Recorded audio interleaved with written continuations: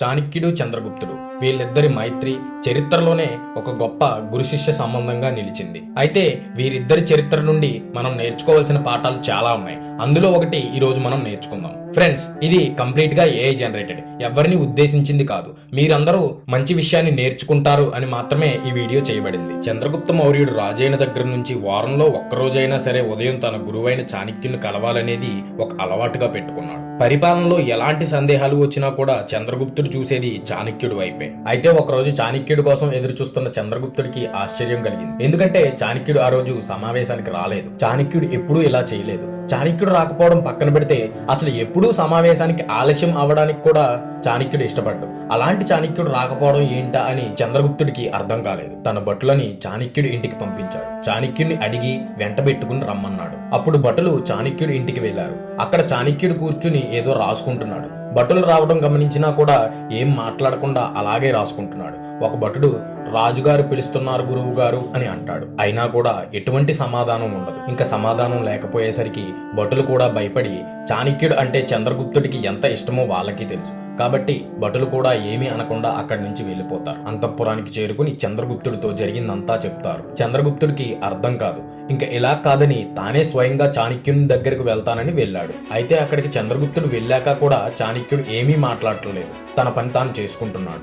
ఆ సిచ్యువేషన్ లో చంద్రగుప్తుడికి ఏం చేయాలో అర్థం కాక, ఈ రాజ్యానికి మీ అవసరం చాలా ఉంది. మిమ్మల్ని నేను వేడుకుంటున్నాను గురువర్య, నాకు సహాయం చేయండి, నాతో ఉండండి అని అర్థిస్తాడు. అప్పుడు చాణక్యుడు మౌనాన్ని వదిలి చంద్రగుప్తుడితో ఇలా చెప్తాడు, నేను నీకు కావలసిన విషయాలు విద్యలు అన్ని నేర్పించాను. రాబోయే కాలంలో నేను ఉండకపోవచ్చు. అప్పుడు నేను నేర్పించిన ఈ విద్యతో నువ్వు పరిపాలించాలి. అంతేగాని ఎప్పుడూ నా కోసం నువ్వు ఇలా చూడకూడదని, ఒక నాయకుడిగా ప్రజలకు ఏం కావాలో ఏం చేయాలో అనేది నీకు బాగా తెలుసు.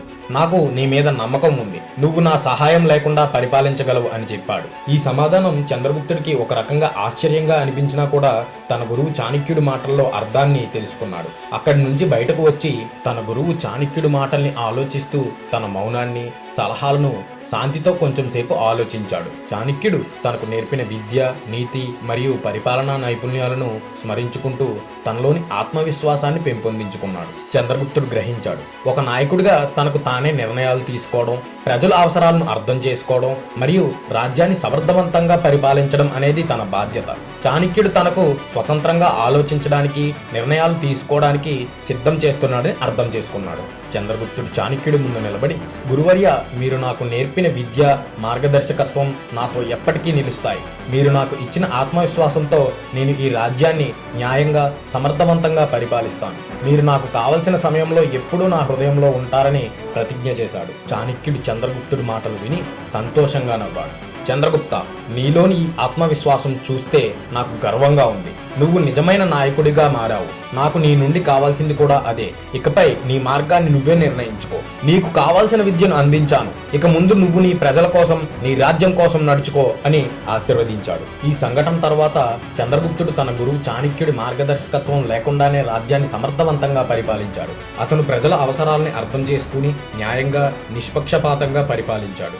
చాణక్యుడు నేర్పిన విద్యా నీతులు అతనికి ఎప్పుడూ మార్గదర్శకంగా నిలిచాయి. చంద్రగుప్తుడు ఒక గొప్ప నాయకుడిగా, చాణక్యుడు ఒక గొప్ప గురువుగా చరిత్రలో నిలిచిపోయారు. ఈ కథ మనకు నేర్పేది ఏంటంటే, నిజమైన నాయకత్వం అంటే స్వతంత్రంగా ఆలోచించడం, నిర్ణయాలు తీసుకోవడం. చాణక్యుడు చంద్రగుప్తుడికి ఇచ్చిన అమూల్యమైన పాఠం, నాయకుడు తన గురువు మీద ఆధారపడకుండా తన సొంత ఆత్మవిశ్వాసంతో ముందుకు సాగాలి అనేది. ఈ పాఠం చంద్రగుప్తుడికి మాత్రమే కాకుండా ప్రతి ఒక్కరిని ప్రేరేపిస్తుంది. మీకు ఇంకా మంచి మంచి స్టోరీస్ మీ ఫేవరెట్ సెలబ్రిటీస్తో చేస్తాం. మాకు మీ సపోర్ట్ కావాలి. లైక్లు, కామెంట్ల వర్షం కురిపించండి. తెలుగు సినిమా అభిమానులైతే సబ్స్క్రైబ్ చేసుకోండి. ఈ వీడియో ఫేవరెట్ ఫ్యాన్స్కి, మీ ఫ్రెండ్స్ అండ్ ఫ్యామిలీ మెంబర్స్కి షేర్ చేయండి.